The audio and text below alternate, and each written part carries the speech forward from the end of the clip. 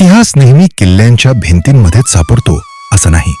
कधी कधी तो डोंगरांच्या कुशीत शांतपणे लपलेला असतो. आणि पुण्यासारख्या गजबजलेल्या शहरापासून अवघ्या 20-25 किलोमीटर अंतरावर वडकी गावाजवळ आणि दिवे घाटाच्या परिसरात असलेला मस्तानी तलाव हा त्याच शांत इतिहासाचा साक्षीदार आहे.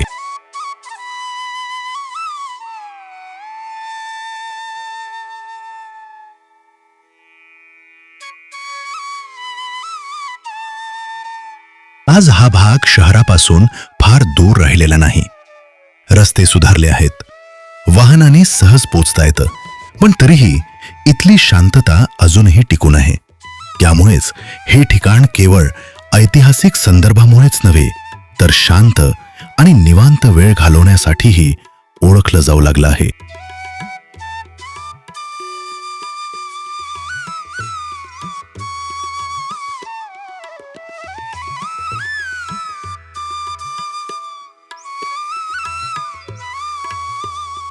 दिवे घाट हा पेशवाई काळात अत्यंत महत्वाचा घाटमार्ग होता, जो पुण्याला सासवड आणि पुढे साताऱ्याकडे जोडत होता.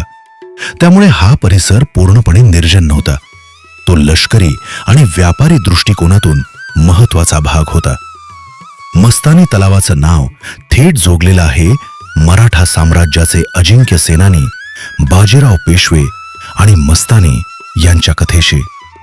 मात्र उपलब्ध ऐतिहासिक कागदपत्रांमध्ये हा तलाव खास मस्तानीसाठीच बांधला गेला होता असा ठोस पुरावा आढळत नाही.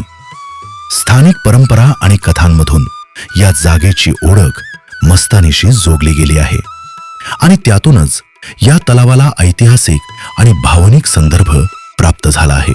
पेशवाई काळात तलाव हे केवळ पाण्याचे साठे नव्हते, ते शेती, प्रवास मार्ग आणि स्थानिक वस्तींसाठी अत्यंत महत्वाचे स्रोत होते. त्यामुळे मस्तानी तलाव त्या काळातील जलव्यवस्थापन आणि नियोजनाची साक्ष देतो. विशेषतः पावसाळ्यात या भागाचं रूप पूर्णपणे बदलतं. तलाव पाण्यानं काठोकाठ भरलेला दिसतो, आजूबाजूचे डोंगर हिरवेगार होतात आणि संपूर्ण परिसरात एक प्रसन्न, ताजेतवानं वातावरण निर्माण होतं. पावसाच्या दिवसात इथली हवा अधिक थंड आणि सुखद वाटते. त्यामुळे हा परिसर अधिक सुखद आणि निसर्गरम्य भासतो.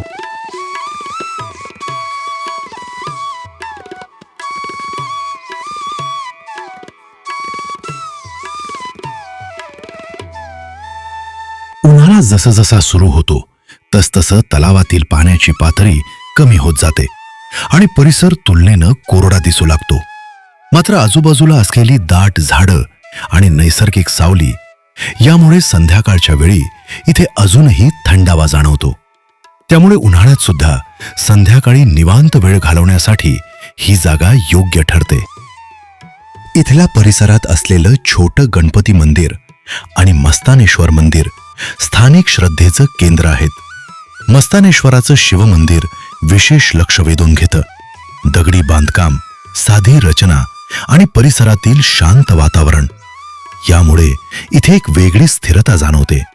गर्दी फारशी नसते, त्यामुळे मंदिरात बसून काही क्षण शांतपणे घालवले तर एक वेगळाच समाधानाचा अनुभव मिळतो.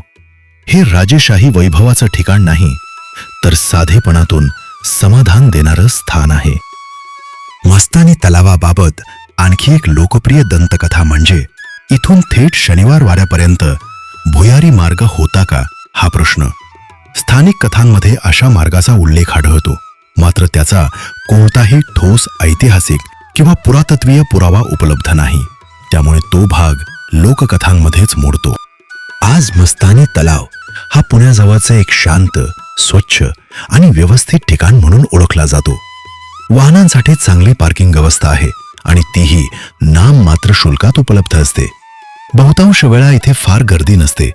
त्यामुळे संध्याकाळी निवांत वेळ घालवण्यासाठी किंवा कुटुंबासोबत क्वालिटी टाइम स्पेंड करण्यासाठी हे एक चांगलं ठिकाण ठरू शकतं.